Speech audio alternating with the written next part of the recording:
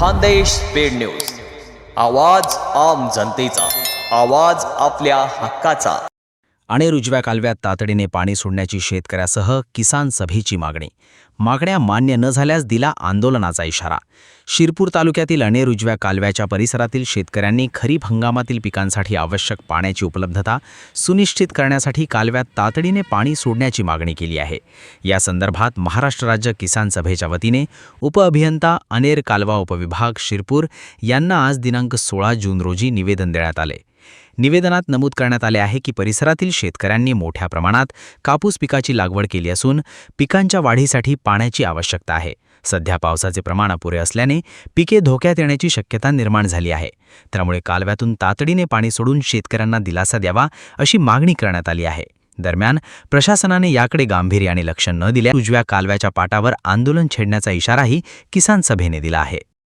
किसान सभेच्या जय असो. महाराष्ट्र राज्य किसान सभेच्या शेतकऱ्यांना न्याय मिळालाच पाहिजे, मिळालाच पाहिजे. शेतकऱ्यांना न्याय मिळालाच पाहिजे.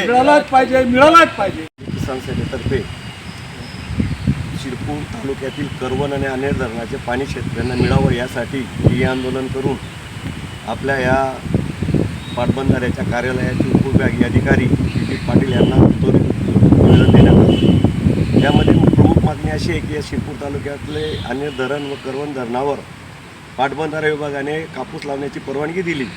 शेतकऱ्यांनी कापूस लावलं, परंतु सध्या परिस्थिती पाणी येत नसल्या कारणाने त्यांनी शासनाच्या आदेशान्वये त्वरित पाणी देण्याचे बंद केलेले आहे.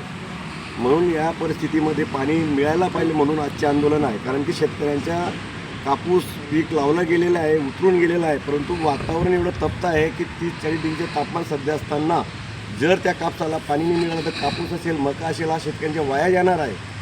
आज या ठिकाणी शासनाच्या GR पुढे करून उपविभागीय अधिकारी सांगतात की आम्ही पाणी सोडू शकत नाही, परंतु शिरपूर तालुक्याची परिस्थिती अशी आहे की ते पाणी राखीव देखील नाही पिण्याचं.